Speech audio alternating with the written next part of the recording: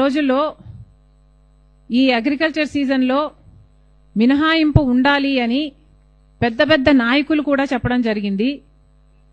అంతేకాదు ఇలా మినహాయింపు లేకపోతే కూలీలకు ఇచ్చే కూలీ డబ్బులు మేము ఎక్కువ ఇవ్వాల్సి వస్తుంది అని వాళ్ళు అడిగితే రాజశేఖర రెడ్డి గారు అన్నారు మాట, లేదు కూలీలకి ఇంకొక ఆప్షన్ ఉంది అంటే కూలీలకి బార్గెనింగ్ పవర్ ఉన్నట్టు, ఉపాధి హామీ పథకం ఉపాధి హామీ పనులు ఉన్నాయి అంటే కూలీలకు ఒక భరోసా ఉంటుంది, మాకు ఈ పని కాకపోతే ఆ పని చేసుకోవచ్చు అన్న భరోసా ఉంటుంది. అంటే వ్యవసాయదారులు అందరూ లేదు మాకు కూలీ డబ్బులు ఎక్కువ అవుతాయి అప్పుడు, ఎందుకంటే మేము మ్యాచ్ చేయాల్సి వస్తుంది ఉపాధి హామీ వేజెస్తో అని అంటే రాజశేఖర రెడ్డి గారు ససేమిరా వీల్లేదన్నారు. దాంతో వ్యవసాయదారులు చాలా మంది అలిగి ఒక సీజన్ బాయ్కాట్ కూడా చేశారు. చేసినా రాజశేఖర రెడ్డి గారు లొంగలేదు. ఎట్లయినా సరే బార్గెనింగ్ పవర్ కూలీల చేతుల్లో ఉండాల్సిందే అని 60 రోజులు అగ్రికల్చర్ సీజన్లో మినహాయింపు ఇవ్వలేదు రాజశేఖర రెడ్డి గారు. అదే ఒక విధి విధానంగా మారింది మన్రేగా యాక్ట్ ఉపాధి హామీ స్కీమ్లో. అలాగే రాజశేఖర రెడ్డి గారు మన్రేగా స్కీమును అమలుపరిచినప్పుడు, ఉపాధి హామీ స్కీమును అమలుపరిచినప్పుడు సోషల్ ఆడిట్ అంటే ఈ స్కీము బాగా జరుగుతుందా లేదా అన్నది, ఫీల్డ్ ఆఫీసర్లు సరిగా చేస్తున్నారా లేదా అన్న విషయం బయట ఎవరో వచ్చి ఆడిట్ చేయటం కాదు, కార్మికులే అంటే కూలీలే, ఏ గ్రామానికి సంబంధించిన కూలీలే ఆడిట్ చేసుకోగలగాలి. ఏ పనులు ఎంతమంది చేస్తున్నాం, ఎన్ని డబ్బులు వచ్చాయి, ఎవరెవరికి ఇస్తున్నారు అన్న విషయాలు ఆడిటింగ్ కూడా కూలీలే చేసుకోగలగాలి అని సోషల్ ఆడిటింగ్ కూడా ప్రవేశపెట్టింది రాజశేఖర రెడ్డి గారు. ఇలా ఎన్నో విషయాలలో మన్రేగా యాక్ట్కి విధి విధానాలు రూపొందించడంలో ఆంధ్ర రాష్ట్రం ఒక రోల్ మోడల్గా నిలిస్తే, ఆ తర్వాత ఫేజ్ 2లో ఈ national rural employment guarantee act ప్రకారం ప్రవేశపెట్టిన ఈ పథకాన్ని దేశమంతా లాంచ్ చేసినప్పుడు ఆంధ్ర రాష్ట్రం విధించిన లేక ఏర్పరిచిన విధి విధానాలతోనే అమలు పరచడం జరిగింది. అది కూడా 20 ఏళ్లగా. 20 సంవత్సరాలైంది ఉపాధి హామీ పథకం ప్రారంభమై. 20 ఏళ్లగా కూలీలందరికీ ఆత్మవిశ్వాసం ఉండేది, ఆత్మగౌరవం ఉండేది. ఎంతోమంది ఉపాధి హామీలో పాల్గొన్నారు. మన దేశంలో అయితే కోట్ల మంది ఉన్నారు. ఇంతమంది వాళ్ళ జీవితాలను మెరుగుపరుచుకోగలిగారు, వాళ్ళ బిడ్డలను చదివించుకోగలిగారు, వాళ్ళకి బయింగ్ పవర్ పెరిగింది, విలేజెస్లో ఎకనామిక్ యాక్టివిటీ పెరిగింది. ఇలా ఎన్నో విధాలుగా ఉపాధి హామీ పేద ప్రజలకు, పేద కూలీలకు ఒక ఆసరాగా నిలబడింది. కానీ బీజేపీ ప్రభుత్వం పుట్టిందే సర్వనాశనం చేయటానికి, కాబట్టి ఈ పథకాన్ని కూడా నాశనం చేయటానికి పూనుకున్నారు. ఇంత బ్రహ్మాండమైన పథకం, దేశ విదేశాల నుంచి వచ్చి రీసెర్చ్లు చేసిన పథకం, దేశ విదేశాలు ప్రపంచంలోనే ఇది అద్భుతమైన పథకంగా పేరు తెచ్చుకున్న ఈ పథకాన్ని కూడా నిర్వీర్యం చేయటానికి ఈరోజు బీజేపీ పార్టీ పూనుకుంది. అందుకే ఈ పథకానికి ఆల్టర్నేటివ్గా విబి గ్రామ్జీ అని ఇంకో పథకాన్ని ప్రవేశపెడుతున్నాము అని కేంద్రం మొన్న ప్రకటించి ఒక యాక్ట్ని తీసుకురావడం జరిగింది. మొట్టమొదటిగానే రావడంతోనే మహాత్మా గాంధీ పేరుని ఈ యాక్ట్లో నుంచి తొలగించడం జరిగింది. మహాత్మా గాంధీ గారు ఎవరండి?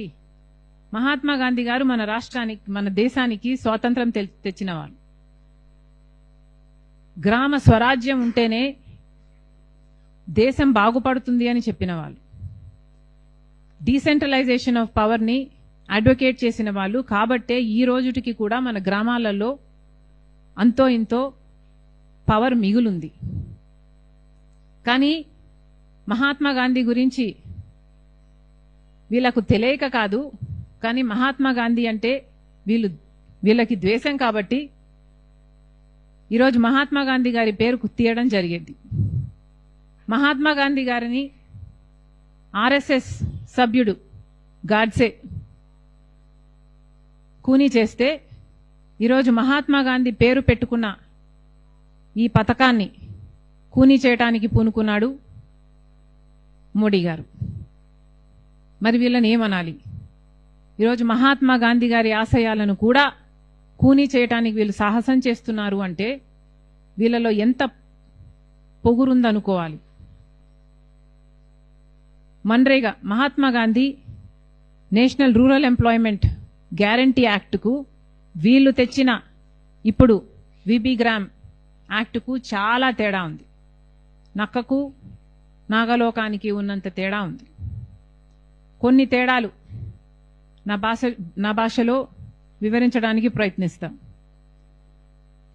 మొదటి తేడా, మన్రేగా అన్నది డిమాండ్ ఆధారంగా పనిచేసింది. అంటే ఏ గ్రామస్తుడైనా వాళ్ళ గ్రామ పంచాయతీకి వెళ్ళి 15 రోజుల్లోగా పని కావాలి అని హక్కుగా అడగొచ్చు. 15 రోజుల్లో ఆ కుటుంబానికో లేకపోతే ఆ కూలీకో పని కల్పించాల్సిన బాధ్యత యంత్రాంగానికి ఉంది. అంటే మొట్టమొదటిగా డిమాండ్ బేస్డ్ హక్కుగా గ్యారంటీగా ఉంది మన్రేగాలో. కానీ ఇప్పుడు మోడీ గారి విబి గ్రామ్ ప్రకారము ఇది డిమాండ్ బేస్డ్గా ఉండబోదు, ఇది నోటిఫైడ్ పద్ధతిలో పని ఇవ్వటం జరుగుతుంది. అంటే ఏ గ్రామంలో ఈ పథకం అమలు కావాలి అన్నది కేంద్ర ప్రభుత్వం నిర్ణయిస్తుంది. అంటే ఏ జిల్లాలో అయినా, ఏ రాష్ట్రంలో అయినా, ఏ గ్రామంలో అయినా అసలు ఈ పథకం ఉండాలా ఉండొద్దా అన్నది ఇక ఇప్పుడు యూనివర్సల్ కానే కాదు, ఇది ప్రతి కార్మికుని హక్కు కానే కాదు.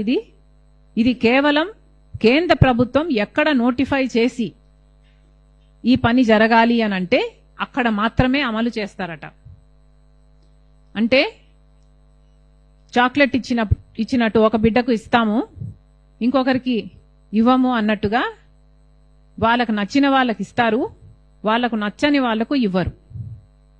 ఒకవేళ ఇచ్చినా కూడా ఎప్పుడు కావాలంటే అప్పుడు వాళ్ళు మళ్ళీ దాన్ని డీనోటిఫై చేయొచ్చు. అంటే ఏ గ్రామంలో ఏ జిల్లాకైనా ఈ పథకం ఇక వర్తింప చేయబోము అన్న విషయాన్ని కేవలం ఒక పేపర్ ముక్క, ఒక నోటిఫికేషన్ ఇచ్చి ఆ పథకాన్ని అక్కడ వర్తింప చేయకుండా చేయొచ్చు. అంటే ఇక ఇప్పుడు ఇది హక్కు కాదు. ఎవరే గాని 15 రోజుల్లో మాకు పని కల్పించాలి అన్న హక్కుని లాగేసుకుంటున్నారు. ఇక కూలీలంతా పని లేక మాకు పని కావాలి అనుకున్నప్పుడల్లా ఎవరు ఏ పని ఇస్తే ఆ పని చేసుకోవాలి, ఎవరు ఎంత కూలీ ఇస్తే ఆ కూలీ తీసుకోవాలి. మినిమం వేజ్ అంటూ ఉండదు, వారికి పని చేసుకునే హక్కు అంటూ ఇక ఉండబోదు. రెండో తేడా, సంవత్సరానికి 100 రోజులు మన్రేగాలో పని కల్పించాల్సింది. ఇది హక్కుగా ప్రతి కూలీకి హక్కుగా 100 రోజులు పాటు పని కల్పించాలి అన్నది యాక్ట్ చెప్తుంది మన్రేగాలో. కానీ ఇప్పుడు వీళ్ళు చేస్తున్న ఈ కొత్త యాక్టులో 125 రోజులు ఇస్తాం మేము పని అంటున్నారు. కానీ ఇక్కడ 125 రోజులు ఇస్తాము అని వీళ్ళు చేస్తున్నది ఒక మాయ. ఎందుకంటున్నాము అంటే ఇప్పుడు మన్రేగా పథకంలో 100 రోజులు అని యాక్ట్ చెప్తున్నా కూడా గత సంవత్సరంలో ఆంధ్ర రాష్ట్రంలోనే తీసుకుంటే కేవలం 52 రోజులు మాత్రమే యావరేజ్ మీద పని కల్పించడం జరిగింది ఏ కూలీకైనా. అంటే చంద్రబాబు గారి ప్రభుత్వంలో కేవలం 100 రోజులు ఎక్కడా ఇవ్వలేదు, యావరేజ్ మీద కేవలం 52 రోజులు మాత్రమే పని కల్పించడం జరిగింది. ఇక వీళ్ళు చెప్తారు 125 రోజులు ఇస్తారట. వీళ్ళు 100 రోజులు కూడా కల్పించని వాళ్ళు, 100 రోజులు కూడా పని కల్పించని వాళ్ళు 125 రోజులు కల్పిస్తాము అని చెప్తే నమ్మటానికి ప్రజలేమన్నా వెరివాళ్ళలాగా కనిపిస్తున్నారా? ఈ 125 రోజులు పని కల్పిస్తామన్నది ఒక మాయ, ఒక మిథ్య. ఇది పూర్తిగా అవాస్తవం, అబద్ధం, వీళ్ళు చేస్తున్న మోసం. అంతేకాదు మన్రేగాలో 360 రోజుల్లో ఏ ఒక్క రోజైనా పని అడగొచ్చు. అది హక్కుగా అడగొచ్చు. ఏ కూలీ అయినా తన గ్రామ పంచాయతీ దగ్గరికి వెళ్ళి హక్కుగా అడగొచ్చు. కానీ ఇప్పుడు ఈ కొత్త పథకంలో 60 రోజుల పాటు అగ్రికల్చర్ సీజన్లో 60 రోజుల పాటు పని కల్పించబోరు. అంటే 60 రోజుల పాటు పని ఉండదు.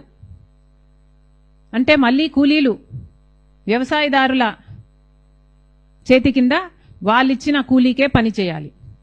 వాళ్ళు పనిస్తే తీసుకోవాలి, వాళ్ళు ఎంత ఇస్తే అంత కూలీ తీసుకోవాలి. వాళ్ళకి ఇంకొక ఆప్షన్ ఉండదు.